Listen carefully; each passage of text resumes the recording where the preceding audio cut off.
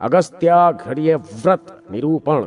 ब्रह्मा जी ने पुनः कहा, हे मुने, भुक्ति मुक्ति प्रदान करने वाले अगस्त्याघ्र्य व्रत को कहता हूं। कन्या राशि पर सूर्य की संक्रांति के 3 दिन पहले से काश पुष्प की बनी हुई अगस्त्य की मूर्ति का प्रदोष काल में पूजन करके कुंभ में अघर्य कर देना चाहिए।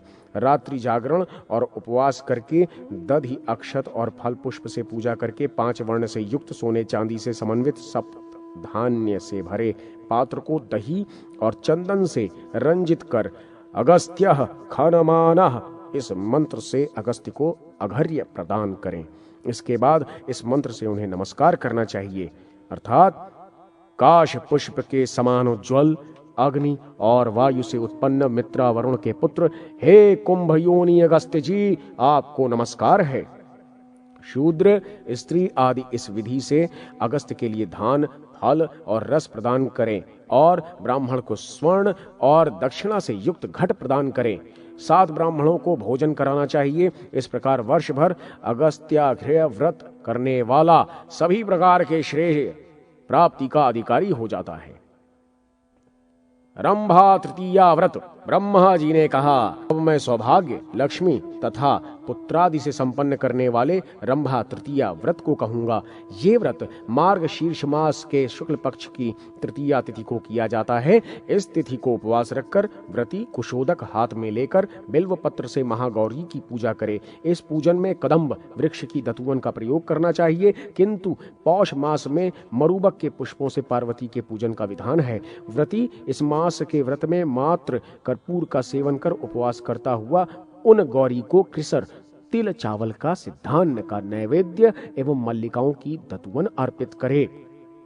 माघ मास में व्रत के दिन घृतपान कर उपवास करते हुए व्रती को कल्हार पुष्प श्वेत कमल से सुभद्रा देवी की पूजा करके उन्हें मंड का नैवेद्य समर्पित करना चाहिए।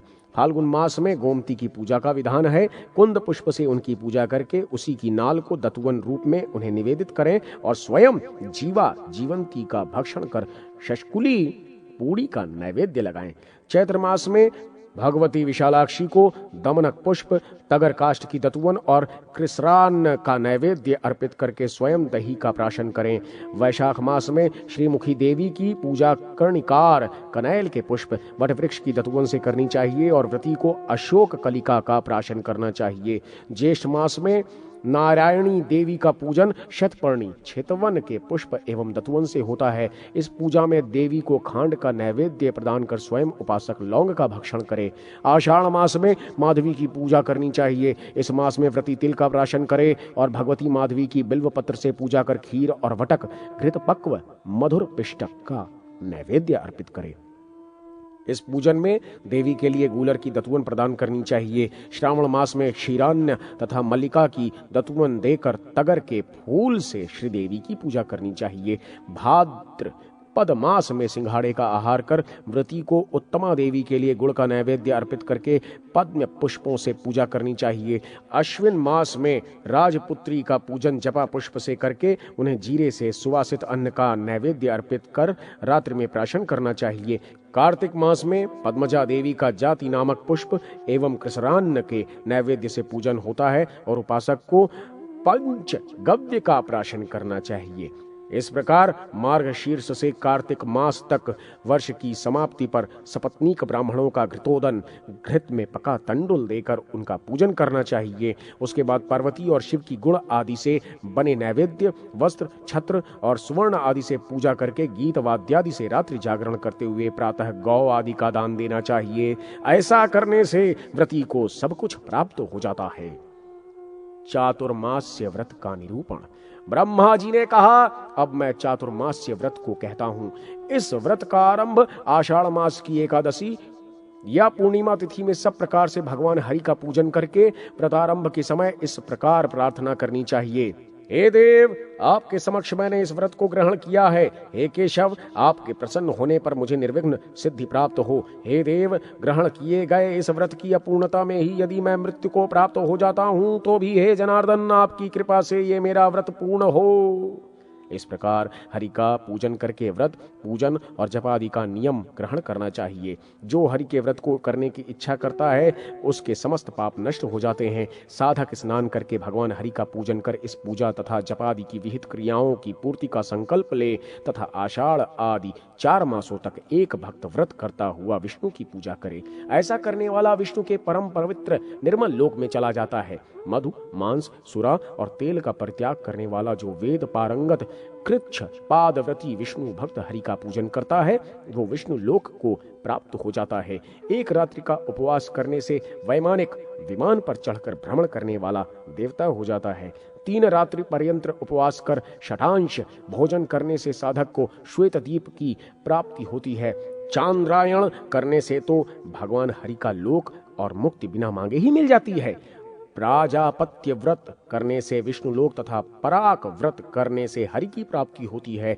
इस व्रत में सत्तू यवान्न की भिक्षा कर, दूध, दही तथा घृत का प्राशन कर, गोमूत्र यावक का आहार कर, पंचगव्य का पान कर अथवा सभी प्रकार के रसों का परित्याग कर शाक मूल फलादि का भक्षण करते हुए जो साधक विष्णु की भक्ति करता है वो विष्णु लोक को प्राप्त होता है, वो विष्णु लोक को प्राप्त करता है। मासोपवास व्रत का निरूपण।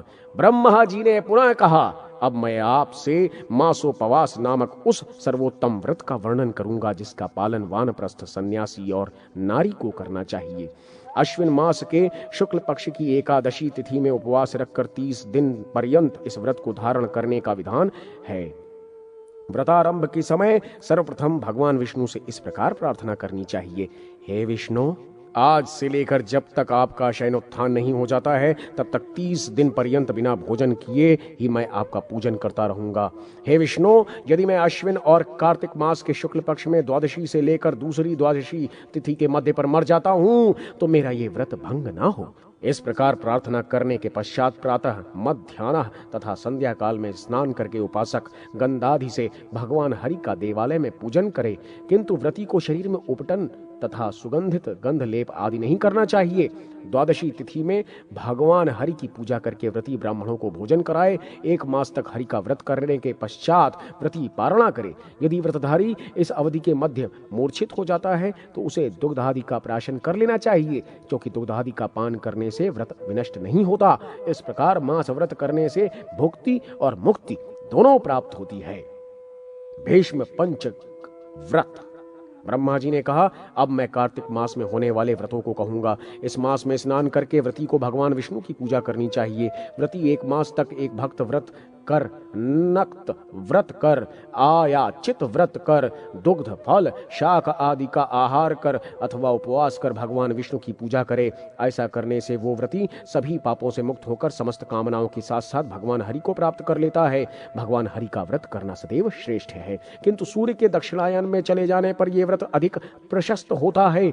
उसके बाद इस व्रत का काल चातुर्मास में श्रेयस्कर है। तदनंतर इस व्रत का उचित काल कार्तिक मास है। इसके बाद भीष्म पंचक इस व्रत के लिए श्रेष्ठ समय है, किंतु कार्तिक मास के शुक्ल पक्ष की एकादशी तिथि इस व्रत के शुभारंभ के लिए सर्वश्रेष्ठ काल होता है।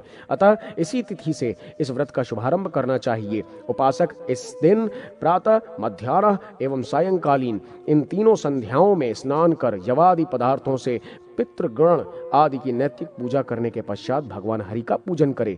वो मौन होकर घृत, मधु, शर्करा आदि तथा पंचगव्य एवं जल से हरि की मूर्ति को स्नान कराए और कर्पूरादि सुगंधित द्रव्य से श्री हरि के शरीर का अनुलेपन करें। तदनंतर व्रती को घृत समन्वित गुगुल से पूर्णिमा पर्यंत 5 दिनों तक श्री हरि को धूप देना चाहिए और सुंदर सुंदर पकवान और मिष्ठान्न का नैवेद्य अर्पित कर ओम नमो वासुदेवाय इस मंत्र का 108 बार जप करना चाहिए। तत्पश्चात स्वाहा युक्त अष्टाक्षर मंत्र ओम नमो वासुदेवाय से घृत सहित चावल तथा तिल की आहुति प्रदान करनी चाहिए। व्रती पहले दिन कमल पुष्प से भगवान हरि के दोनों चरणों का पूजन करे। दूसरे दिन बिल्व पत्र से उसके जानु अर्थात जंघा प्रदेश की पूजा कर तीसरे दिन गंध से नाभि देश की पूजा करे। चौथे दिन बिल्व पत्र तथा जवा पुष्प से उनके स्कंध भाग का पूजन करके पांचवें दिन मालती के पुष्पों से उनके शिरोभाग का पूजन करना चाहिए। व्रती भूमि पर ही शयन करे और उक्त 5 दिनों तक क्रमशः पहले दिन गोमय, दूसरे दिन गोमूत्र, तीसरे दिन दही, चौथे दिन दुग्ध और 5वें दिन घृत, इन चारों पदार्थों से निर्मित पंचगव्य का प्राशन रात्रि में करे। ऐसा व्रत करने वाला व्रती भोग और मोक्ष दोनों का अधिकारी हो जाता है। कृष्ण एवं शुक्ल दोनों पक्षों की एकादशी का व्रत हमेशा करना चाहिए। ये व्रत उस समस्त पाप समूह का विनाश करता है जो प्राणी को नरक देने वाला है। ये व्रती को सभी अभीष्ट फल प्रदान करता है और अंत समय में उसे विष्णु लोक भी देता है। पहले दिन शुद्ध एकादशी, दूसरे दिन शुद्ध द्वादशी तथा द्वादशी की निशा यानी रात्रि के अंत में अर्थात तीसरे दिन त्रयोदशी हो तो ऐसी एकादशी तिथि में सदा श्री हरि का सन्निधान रहता है। यदि दशमी और एकादशी तिथि एक ही दिन होती है तो इसमें असुरों का निवास रहता है। अतः ये एकादशी व्रत के लिए उपयुक्त नहीं मानी जाती। एकादशी को उपवास कर द्वादशी में पारणा करनी चाहिए। सूतक वंश में किसी की उत्पत्ति और मृतक वंश में किसी के मरण की स्थिति से होने वाले अशौच काल में भी ये व्रत करना चाहिए। हे मुने, यदि चतुर्दशी और प्रतिपदा तिथि पूर्व तिथि से विद्ध है तो इन तिथियों में भी उपवास करना चाहिए।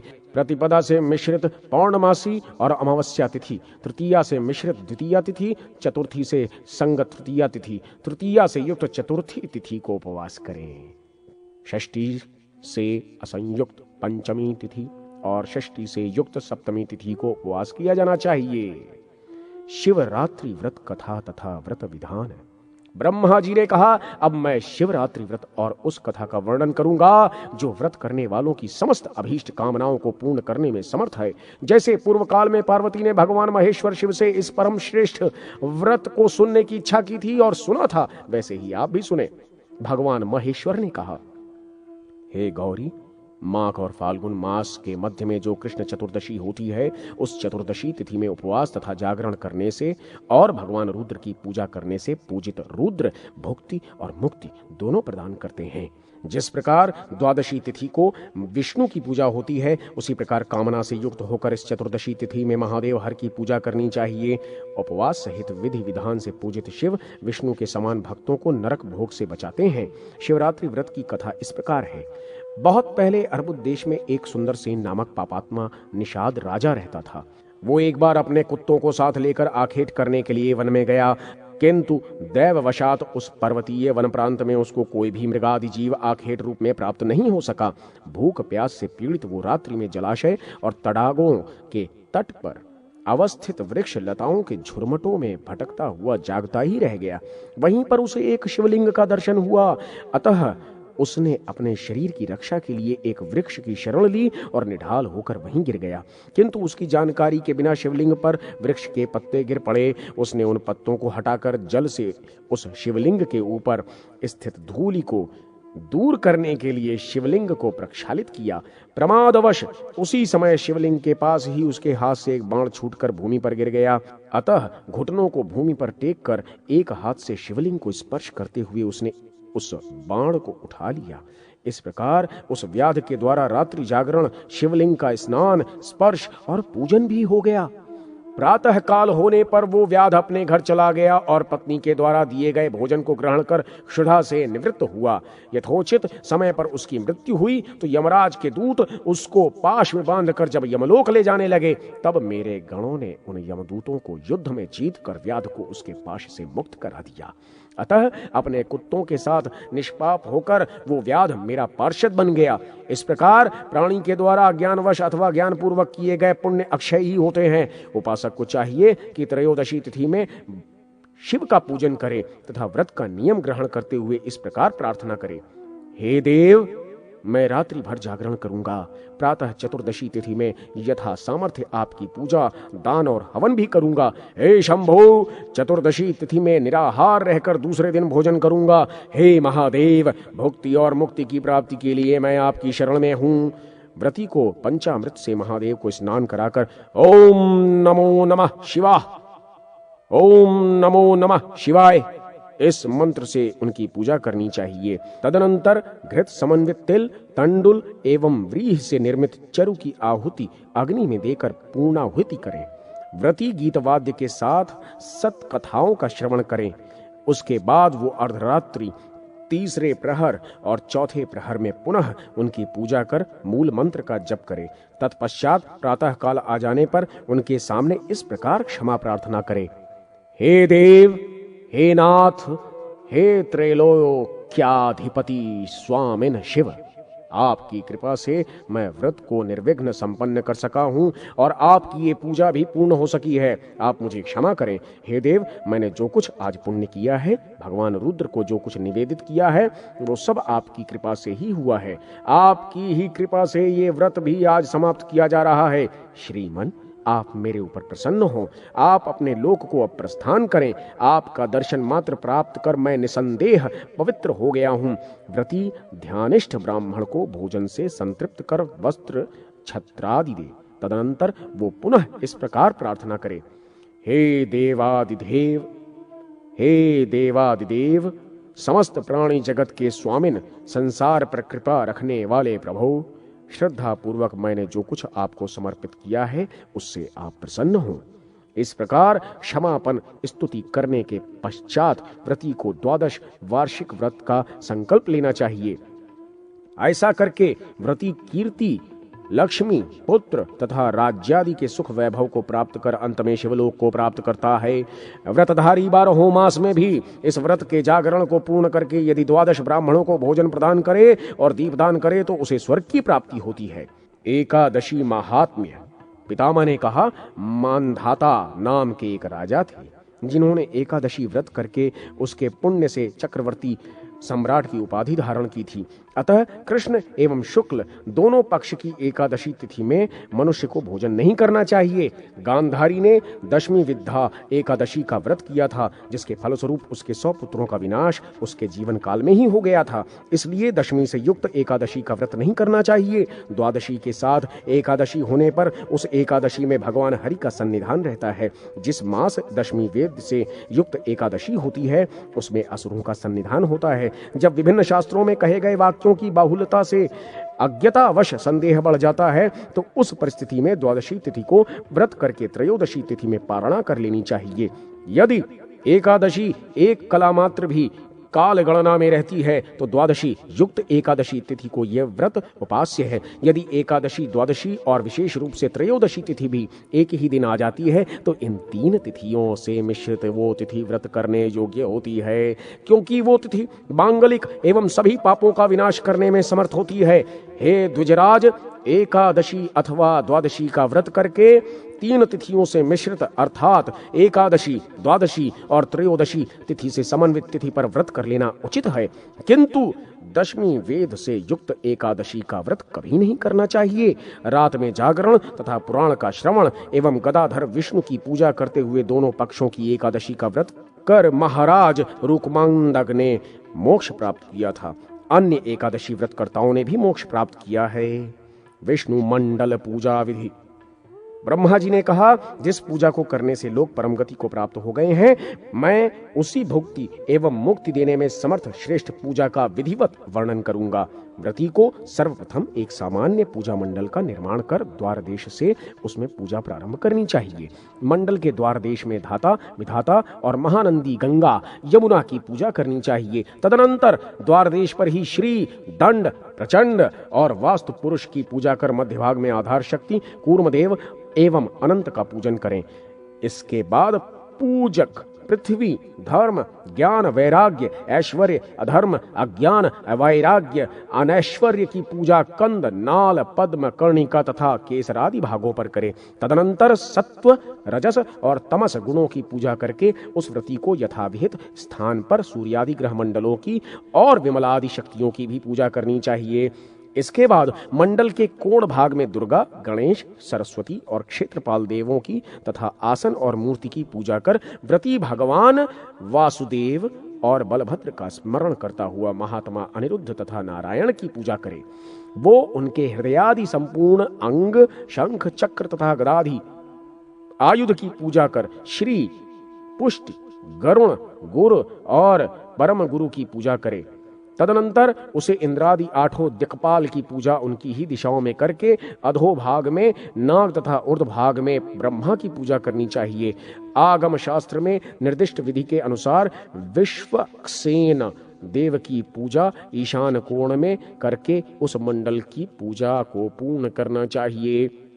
जो मनुष्य इस विधि के अनुसार एक बार भी भगवान विष्णु की पूजा करता है, उस महात्मा का पुनर्जन्म इस संसार में नहीं होता। पुंडरीकाक्ष गदाधर भगवान विष्णु एवं ब्रह्मा की पूजा करने से पुनः जन्म नहीं होता।